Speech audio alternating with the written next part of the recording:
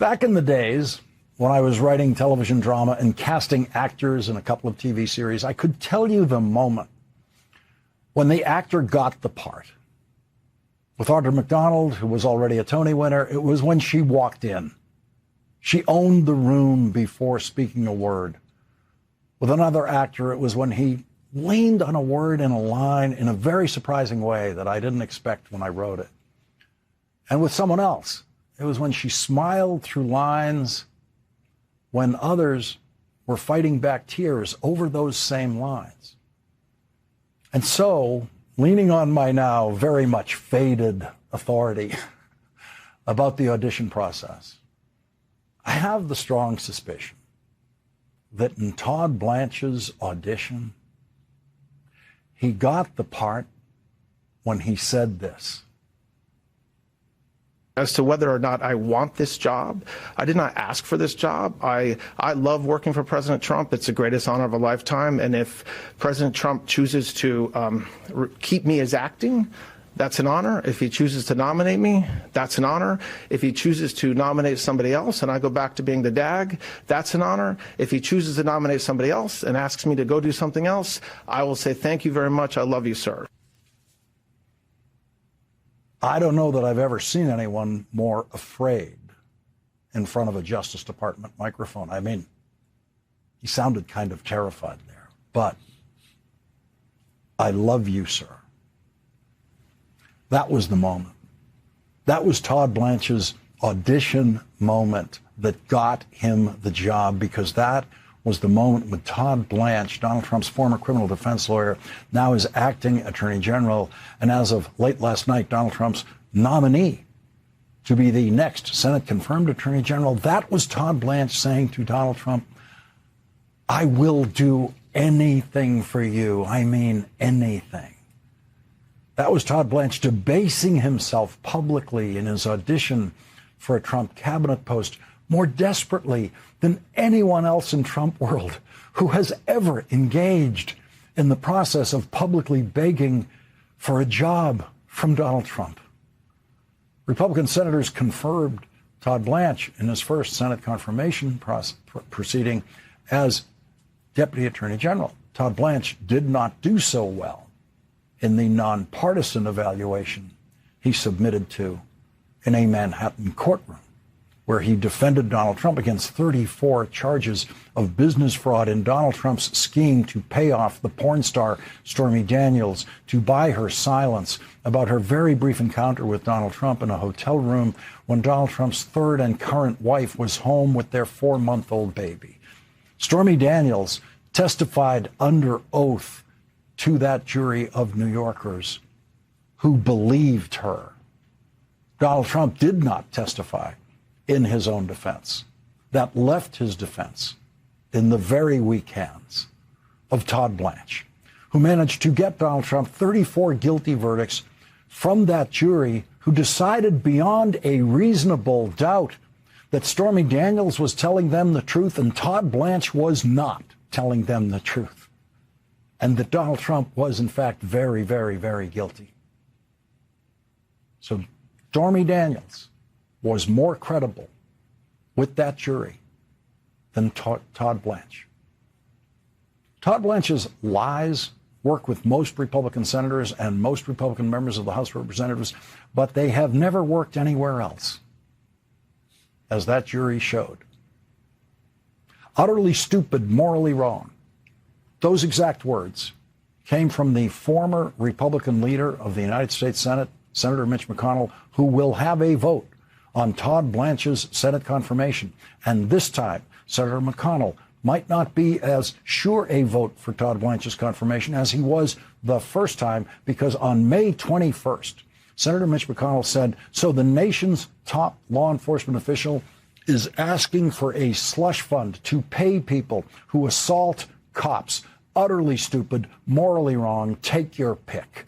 So there's Mitch McConnell, still one of the most important players in the United States Senate, saying Todd Blanche, in his official conduct as acting attorney general, has been utterly stupid, morally wrong.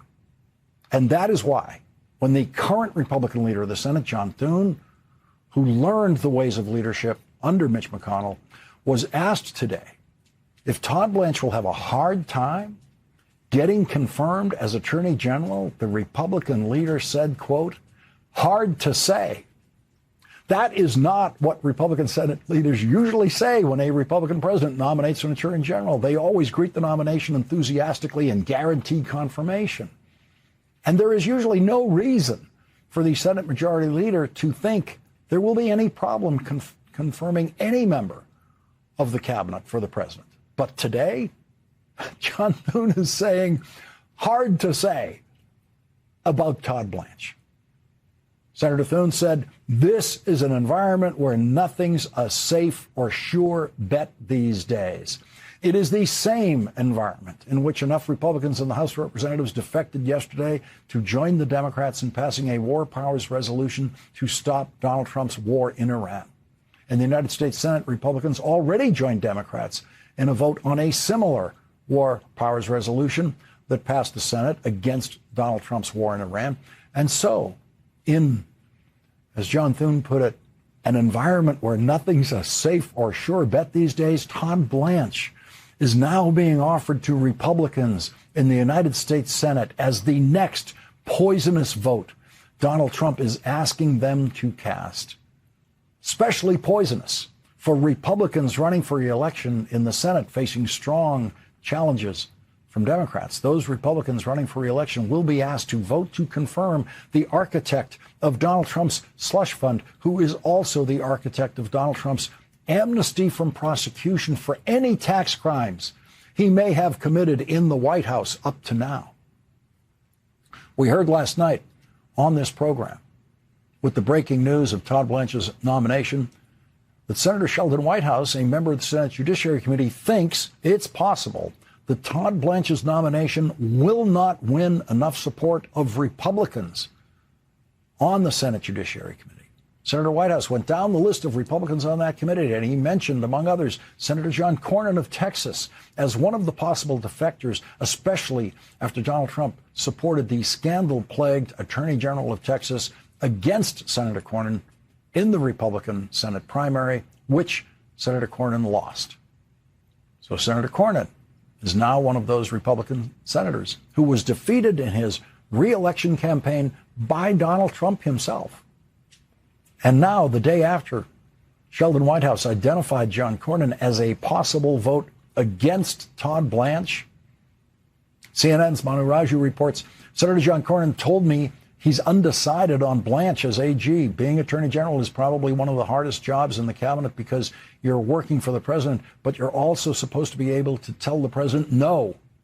So we need to talk about that.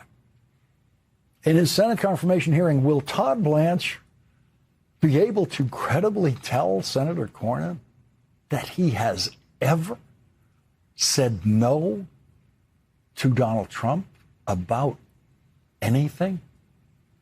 The oldest United States Senator, 92-year-old Chuck Grassley, is the chairman of the Senate Judiciary Committee, and he used the old math today to calculate the chances of Todd Blanche's Senate confirmation. Based on the proposition that every Republican on the committee voted for him less than a year ago, and based on the proposition that every Republican senator voted for him a year ago, the answer is yes. Yes, Senator Grassley's right. If every Republican who voted for Todd Blanche for Deputy Attorney General votes for him for Attorney General, he will be confirmed. But today, John Thune said that's not the situation we're in anymore. And today, Senator Susan Collins of Maine, who's running for re-election, is one of 3 Republicans who voted against the Trump-Blanche slush fund on the Senate floor, a vote Senator Collins obviously believes she has to cast to be re-elected in Maine. So, can Susan Collins vote to confirm the person who Mitch McConnell called utterly stupid, morally wrong, as Attorney General and defend that vote to Maine voters in November? Can she vote for the architect of the Trump-Blanche slush fund? Retiring Republican Senator Thom Tillis, who eagerly welcomed Donald Trump's cabinet announcements at the beginning of the Trump presidency, said this today. I haven't made a decision yet. The key for Todd or anybody going through Judiciary Committee has been pretty tight on January the 6th. They better not have said for 1 minute that the people that beat up police officers like these right down here were righteous people. You come even close to saying that, you don't have a chair of getting my vote in Judiciary. Okay, so if you're even close to saying that the Trump-Blanche slush fund can go to people who beat up police officers, Thom Tillis has promised to vote against you. So here is Todd Blanche testifying that people who tried to kill police officers would be eligible for the Trump-Blanche slush fund that Todd Blanche himself designed. Mr. Attorney General, this is an outrageous, unprecedented slush fund that you set up. Simple question. Will individuals who assaulted Capitol Hill police officers be eligible for this fund? Well, as it makes plain, anybody is just let me know if they're eligible for the fund. As was made plain yesterday, anybody in this country is eligible to apply if they believe they were victim of weaponization. Mr. Attorney General, let me ask you this. Are there going to be rules that say that if you've assaulted a Capitol Hill police officer or committed a violent crime, you will not be eligible? Why not make that a rule? I expect that, because I'm not one of the commissioners setting up the rules, I expect you're that there appointing will be 4 of the rules 5 set up. members, aren't you, Mr. Attorney General? Pardon me? You're appointing 4 of the 5 members. I am appointing You can all 5 certainly members. set up the rules. I would hope you would make a rule that anyone convicted of assaulting a police officer or a violent crime is simply not eligible. They should not apply.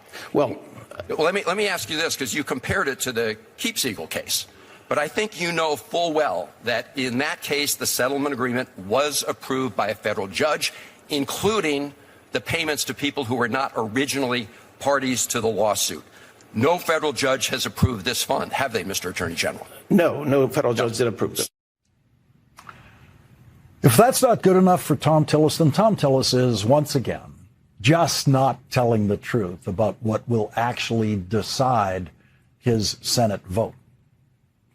The federal judge who was handling Donald Trump's sham lawsuit against the IRS, which Todd Blanche personally settled for Donald Trump by setting up the slush fund and by granting Donald Trump immunity from any investigation of his tax returns up to now, any possible tax crimes Donald Trump may have committed in the Oval Office on his own tax returns, has taken a new interest. The judge in that case has taken a new interest in the case and is forcing Todd Blanche and Donald Trump to explain themselves as to the question of whether the case should be reopened because the court was the victim of a fraud, meaning victim of a fraud by Todd Blanche himself and by Donald Trump himself.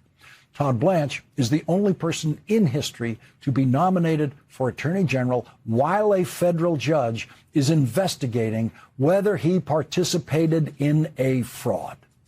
For even a criminally minded president thinking about nominating Todd Blanche for Attorney General, once that judge last week announced an investigation for possible fraud involving Todd Blanche, a criminally minded president would drop the idea of nominating Todd Blanche as Attorney General, but criminally minded president doesn't begin to describe the pathologies of Donald Trump. And it appears that a federal judge investigating possible fraud involving Todd Blanche and investigating Donald Trump himself for possible fraud in that same scheme that Todd Blanche probably, right, assured Donald Trump would work. That would be a confidence-shattering moment for any other president, including a criminally minded president. But Todd Blanche's slush fund scheme and tax amnesty for Donald Trump has now gotten Donald Trump into much more serious trouble himself. You'd think that would give Donald Trump pause. Donald Trump is now being investigated for possible fraud by a federal judge because of Todd Blanche's failed plan. Why would Donald Trump hold on to the dream of Todd Blanche as a Senate-confirmed Attorney General? It turns out that pathetic public professions of "I love you, sir," go a very long way to convince Donald Trump that you will do absolutely anything for him. You were paid $10 million to represent the president. You hang a 30-foot banner of the president's menacing face over the entrance to the Department of Justice. You said that if you were terminated or not moved forward as Attorney General, you would say to the president, "I love you, sir." So I have one question for you. Is your obligation to the victims and survivors of Epstein's heinous crimes and all his perpetrators, or is your first obligation to the President of the United States? So without a doubt, we want to bring justice to every victim. When will you? Leading off our discussion tonight is Democratic Congresswoman Madeleine Dean of Pennsylvania. Thank you very much for joining us tonight. Has Todd Blanche brought any form of justice to the survivors of Jeffrey Epstein's sex trafficking and rape? No, none. And that's literally what I wanted to talk to him about. And I don't know if you know this, Lawrence, but I had a chance to speak to him on May the 14th. For some strange reason, the Department of Justice hand-delivered invitations, an invitation to me, as well as to my chief of staff and my comms director to come to a reception being hosted by the acting Attorney General, Todd Blanche. I noticed that no other members of the committees who were invited seemed to be going, or no other Democratic members seemed to be going. And I said, that's the reason I'm going. And so I went and we chatted and we talked Philadelphia and Philadelphia cheesesteaks and sports. And then I said, Mr. Acting Attorney General, I have a couple of questions for you. Number one, when are you going to complete the redaction of all of the personally identifying information of the survivors? And he very immediately defensively said, we've done it. I said, well, actually, you haven't, and the news shows that. Number two, and he actually blamed the victims. He said, well, they didn't all tell us. So obviously this man has no understanding of what it is to be trafficked, to be a victim or survivor in this place. Number two, I said, when are you going to release the rest of the documents? Because we've got 3 million more documents. You know what the Epstein Transparency Act says, and you're not in compliance. And he said, you know what? They're all duplicatives.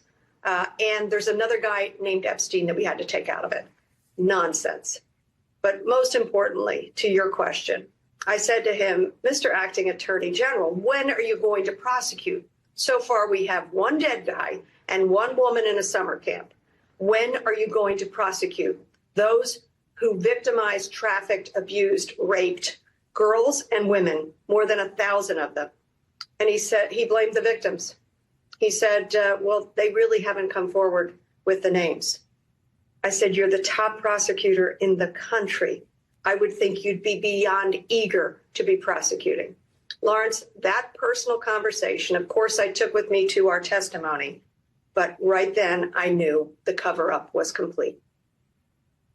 The former Attorney General, Pamela Bondi, in her testimony, has now said everything involving the Epstein files and the Epstein investigation was delegated by her to Todd Blanche. Todd Blanche was in charge of everything. So every mistake, every name that, every survivor name that, and address and such information that was not redacted, that should have been, was all his fault.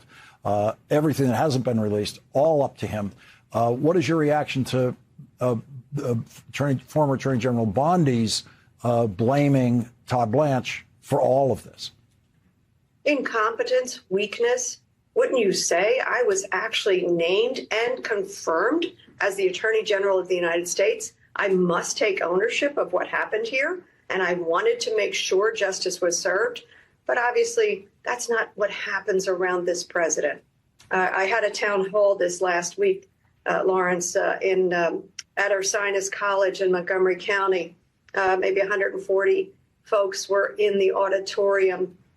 People very upset around the Epstein files, very upset around the Iran war, and so much else that is going on that is so incompetent. And one person came up to me at the end and said, you use the word sycophants. that people like Pam Bondi and others are sycophants. He said that's too kind a word. They are shills. They are weak, hollow shills for this president. And look at the harm that they are doing to our country. We saw in a couple of votes this week in the House, Republicans leaving the Trump position, and including on Ukraine, significant defection there. Do you see in that any possible trouble that would also erupt in the Senate for Todd Blanche's nomination? I certainly hope so. I can't imagine his nominations should go forward. I don't know what you think. And I have to tell you, how many days, how many weeks and months and years have we said, what will separate Republicans from the corruption, the rot, the ruin?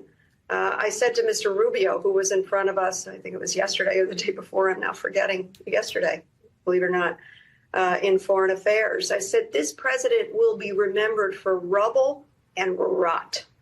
And what I can't believe is that it actually took the $1.8 trillion, billion dollar slush fund to have them separate in some way. I don't know why that was, and maybe someday you'll explain it. You understand these things better than I. But what was it that finally helped some of them break free? Of course, those who are breaking free are also, many of them are not seeking re-election. But why was it that level of corruption and rot was something that would separate them from this president? And again, it's only a handful. We need many, many more. But this election cycle will wash a lot of them out over on the House side as well. And we will begin to right this ship. But in the meantime, the rubble is what this president's going to be remembered for. Representative Madeleine Dean, thank you very much for starting our coverage tonight. Thank you, Lawrence. Andrew Weissman will join us next.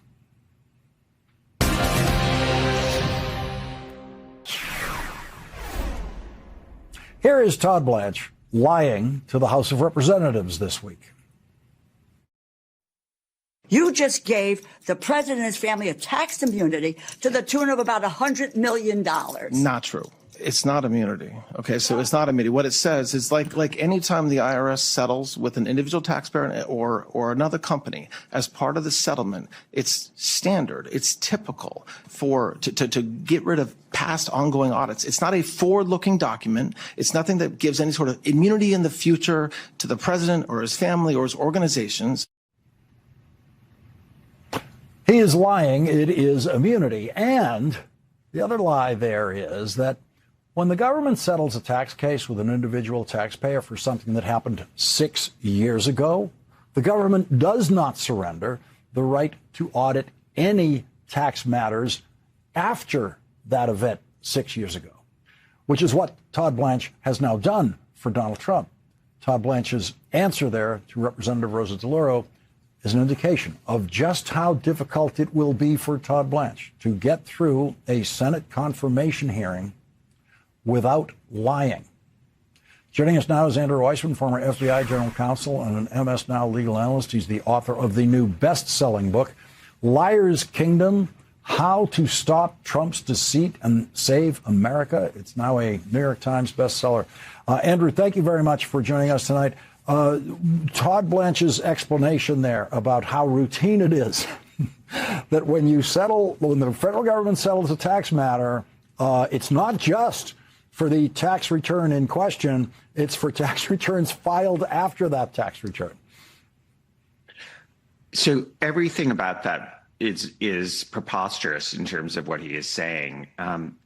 I just want to make sure people understand why that is so ridiculous, not just for the reasons you said, Lawrence, but when you have a settlement, it is of the matter that is under investigation. Donald Trump was not settling the what supposedly is the ongoing audit of his taxes. You could imagine in that situation that Donald Trump then would say it would be, you pay X amount of money to settle this. And then the person is given sort of not quite immunity, but the idea is then you're done. In other words, the IRS isn't going to come back on the same matter and say, okay, I want to continue auditing you for the thing we just settled. And that is true in that situation. That would be done because you would have resolved that issue. That is not what this lawsuit was by Donald Trump. Donald Trump was complaining about a contractor at the IRS leaking his returns. You don't settle that matter, if this was a real settlement, by saying, oh, now don't ever go after me, my family, my companies for any money that we owe for taxes at any moment prior to today. That is what Todd Blanche did. It is so deceptive for somebody who is seeking to be the actual Attorney General of the United States to give that answer. It is so obvious that it is not seeking to tell the truth, seeking to understand his obligation to oversight by Congress of the Department of Justice. What would you focus on in a Senate confirmation hearing of Todd Blanche?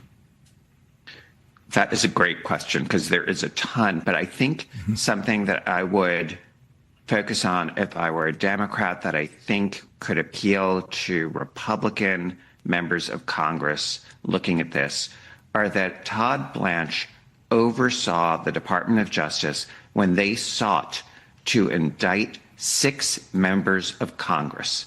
They sought to indict 6 members of Congress who are part of the intelligence community or in law enforcement or the national security apparatus. They sought to indict them for asserting their First Amendment rights and speaking and saying that the military has an obligation not to follow illegal orders. I would ask him, how do you justify that? It is true the grand jury rejected those charges, but that's more reason to be skeptical of Todd Blanche's oversight, that he is so willing to do Donald Trump's bidding that he has sought to indict 6 members of Congress. What does that say about what the safety of the members of Congress to a future administration with Todd Blanche as the head of that organization? To me, that would be one of the prime things that I would look at. I would also point out that he is the same person who oversaw the Department of Justice seeking to have an open criminal investigation of Jerome Powell and the Federal Reserve. Also something that was rejected this time by a federal judge. Again, it is something that Republicans and Democrats in the House and the Senate thought was a just hideous idea, and it shows the weaponization. So those are 2 of the many, many things that you could ask him about. Andrew, please stay with us. We're going to take our mid-show commercial break here. When we come back, I want to ask you about Donald Trump's choice as the acting director of national intelligence, an even more shocking choice than Tulsi Gabbard was. We'll be right back with Andrew Weissmann.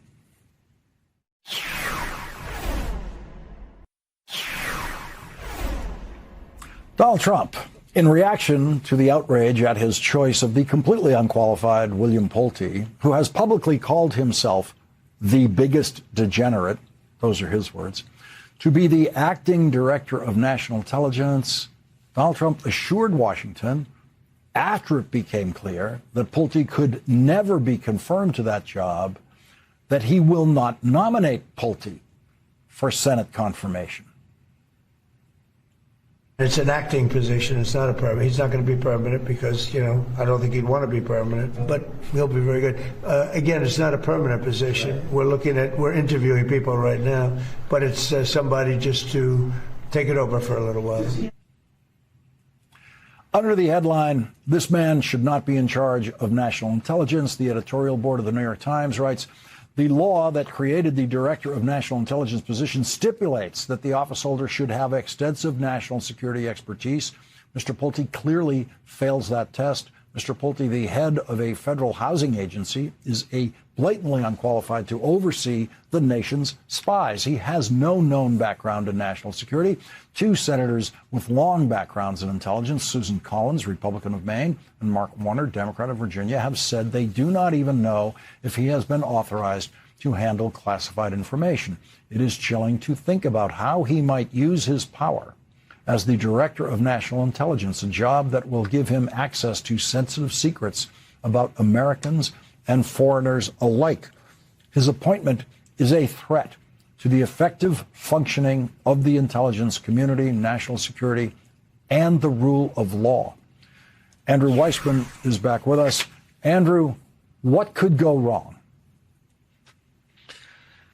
Just to put a foot stomp on something that you read there, which is that the law that created the position of the DNI, the Director of National Intelligence, says that you have to have substantial national security experience to be in that role. Why you would put somebody who has not just no substantial national security experience, but no national security experience is beyond me, when there's a reason that Congress stipulated that as a requirement. The DNI was created after 9/11. There was a bipartisan commission, an extraordinary commission. The report is really still today worth reading. And one of the lessons was that there needed to be oversight and greater speaking to each other within the intelligence community, because there were really dots that were not connected. And that was the idea of creating the DNI. It's an incredibly important position. It is a position that keeps our country safe. There should not be a moment where there is somebody in that position who does not have the requisite experience, whether temporary or permanent. The responsibility of the president, and here it's really, this is a story not about Pulte. It is a story about why the president would think it appropriate to have that agency overseen by somebody who is not the very, very best person for the job. So this is the guy Donald Trump has used to investigate people who he doesn't like from his position in a housing position in the government. Now he's giving him the equipment to illegally, it would be, do it from an intelligence community perspective. Absolutely. So we just were speaking about his lack of experience and the safety risks of that. That's one bucket of reasons why this is so inappropriate. And that's putting it mildly. Now this is a second issue, which is his weaponizing the housing department and just so people remember, that was the genesis for the failed cases and investigations of people like Letitia James, where they were thrown out. Grand juries rejected the idea that there should be an indictment of Letitia James, not once, but twice. And so this is the individual who has seemingly the key requirement to be in the administration, which is not the expertise to keep the country safe, but rather the willingness to violate their oath of office, to continue the acts of retribution that we are seeing coming from this administration against people who are proven over and over again that they should not be charged. Is there something that the intelligence community can do to protect its work from someone like this? No. That's the short answer. When you are in the intelligence community, it is a hierarchical structure. If there is somebody put in who is your boss and they need information, assuming that it is being asked for and it is lawful, you will comply. Now, obviously, people should not and have an obligation not to do something that is unlawful, or if there are lawyers against their ethical obligations. But the idea that you could just hide things from your boss is not possible. That is not how you want a functioning government. The idea that you would put somebody in that position where that's even a question tells you how far we've come. And it's worth noting the DNI is not and should not be a political position. This is one where it's so anathema to the idea of the DNI and what they're there for to even think about politics. This is, there's a sort of old saying that, politics ends at the nation's shores. And that when you're thinking about just keeping the country safe from foreign threats, that is a bipartisan issue. And so the idea that you put somebody in who's not just inexperienced, but has a record of weaponizing even the housing department in ways that we've seen, this isn't speculation, it's been shown over and over again, is so emblematic of what we see out of this White House. Andrew Weissmann, thank you very much for joining us tonight. You're welcome. And coming up today, the most incompetent Treasury Secretary in history could not come up with a word of defense for Donald Trump. That's next with Congressman Brendan Boyle.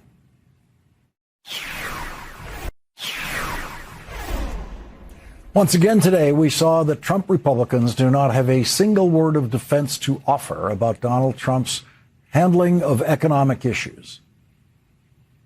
I can settle how the American people are feeling about this economy because I have the data on it right here from Fox News just the other week on the president and this administration's handling of the economy. 71% of the American people disapprove, including 40% of Republicans. On the president's handling of inflation, 72% disapprove. They disapprove, in fact, by a 3-to-1 margin over approval. So do you agree with the American people, or are they just wrong?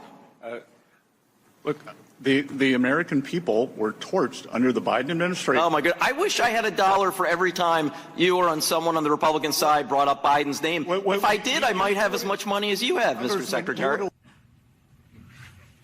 Joining us now is Democratic Congressman Brendan Boyle of Pennsylvania. He's the top Democrat on the House Budget Committee and a member of the House Ways and Means Committee.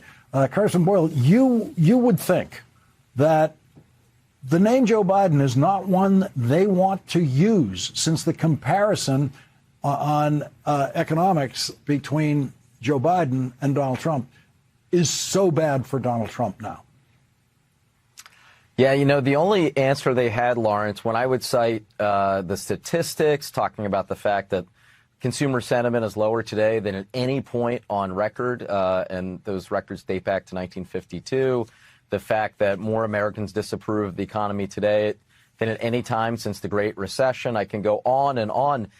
Anytime I would cite this, or my Democratic colleagues would cite similar statistics, they would reply by saying Biden's name pretty much every sentence. If it were a drinking game, everyone would have been passed out on the floor about an hour into the hearing. So they literally have no defense for the Trump economy. They know it's failing.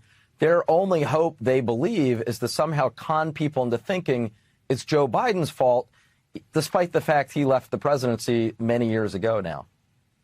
So the Treasury Secretary was asked today in this hearing, do you agree, the American people, do you agree that they deserve the money back that the Supreme Court ruled is illegal, yes or no?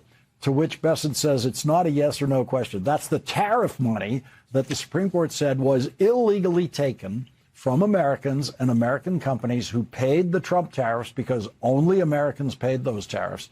And Bessent can't even say whether Americans who paid the illegal tariffs deserve their money back, while a judge in New York is trying to get them their money back.